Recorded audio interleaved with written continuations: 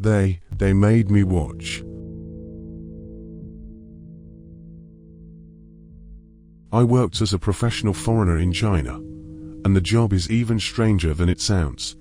With billions of people on the planet, there's a job for everything: face feelers and dog food testers, professional mourners, armpit smellers, the list is endless. Although I didn't sniff armpits for a living, my job title was just as strange. I worked as a professional foreigner. China's economy has grown massively over the years, and they are always looking for foreign investors, but they also want to attract non-nationals to work in their ever-growing tech industry. And that is where I come in. My job as a professional foreigner is to look like a foreign professional. I am foreign and a professional, but you can think of me as an actor. I get paid to attend board meetings for companies I don't work for. This is when the board meeting is showcasing their company to foreign investors, and I'm the token white guy that made it up the ladder in the company. I appear in a lot of corporate videos for different companies, smiling while I sit by a computer and look like a productive member of the workforce. I get hired to go to corporate dinners and parties to make new foreigners feel comfortable when they are new to a company. The list of duties as a professional foreigner is endless. My tools consist of an empty briefcase, a laptop I use for checking my emails for job notifications, and a suit. I loved my job until my title as a professional foreigner started to get a bit extreme. China isn't known for high standards of ethics in the workforce, and for most Chinese and foreign workers, the work can be a miserable and grueling existence. Long hours and low pay can cause low morale within companies, making people less productive. For my next gig, I was hired to be an executive working high up for a tech company. When I arrived with my empty briefcase and laptop, they brought me to a large room filled with many Chinese and American workers who all looked like they hadn't slept in weeks. They brought me up onto a stage. At first, I thought I was going to give a motivational speech. As I stood there, the CEO of the company arrived on stage with two large-looking men. At first, they started shouting at me in Chinese, calling me lazy and stupid. I mean, the gig paid well, but when the large men pulled out sticks, I thought, I didn't sign up for this. They began beating me in front of a terrified crowd, and were told this was going to happen to them, if they didn't start meeting their quotas. After beating me relentlessly for 15 minutes, they fake-fired me and dragged me off stage to add to the dramatics. I didn't doubt that the theatrics worked, but for me, it was a terrifying ordeal.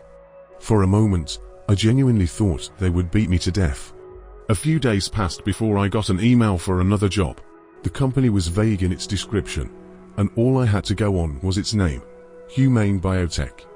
When I arrived at the building, I had to check twice that I was at the right location. The rundown office block didn't scream tech and resembled more of a sweatshop. The first thing that hit me when I walked in the doors was the smell. It was a mix of chemicals with the staleness of rotten wood. I walked down a narrow, dimly lit corridor that seemed to stretch endlessly, the walls lined with rows of cubicles packed with people hunched over computers. The room buzzed with the hum of machines and the low murmur of voices, but there was an eerie tension in the air. I finally reached a small office where a man in a wrinkled suit greeted me with a forced smile. He didn't look me in the eyes as he handed me a contract. I skimmed through it, but the terms were vague, and the pay was unusually high. Something about this didn't feel right. I was shown to a glass-walled room overlooking the main work area. My role, I was told, was to sit there and observe, with no interaction with the workers and no involvement in the operations, just sit and be seen. As I sat there with my empty briefcase and powered-down laptop, I watched the workers below me. Their faces were gaunt, their eyes hollow. It became clear that they weren't just overworked, they were terrified. Now and then, I noticed one of them glance up at me with a mix of hope and desperation. As I sat there, the man in the wrinkled suit came back and asked me to follow him.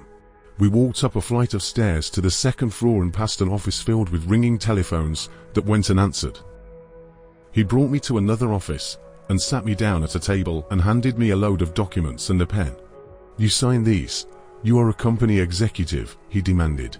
Suddenly, two large men stepped into the room. An overwhelming sense of dread washed over me when I recognized the two men as the ones who beat me relentlessly at my last gig. "If you want to get paid, you sign these now." One of the men pulled out a gun and pointed it at my head. All that was going through my head was the thought of getting out of there alive, so I signed whatever they wanted me to sign. When I was finished, the two men picked me up and dragged me from the office and up another flight of stairs to the 3rd floor. Men in surgical gowns and face masks roamed a large room filled with surgical beds. When I realized what was happening, I tried to run, but the two men overpowered me. As I struggled for my life, a man with a camera asked one of the men to prop me up by one of the beds. He began taking pictures with me in the frame as a doctor removed the organs from someone strapped to the bed.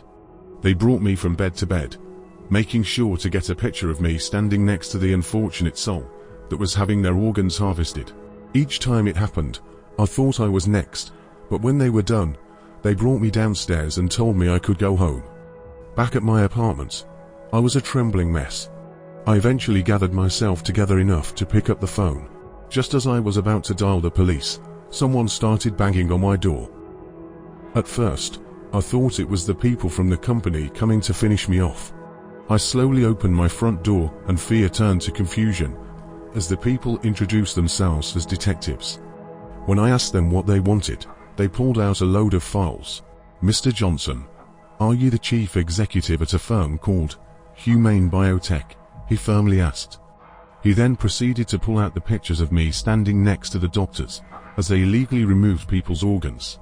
"Can you come with us and answer a few questions?" This is the end of the story. There is no update from OP. You can find the original story in the description. Thanks for watching. I hope you enjoyed it. Like and subscribe for more content like this.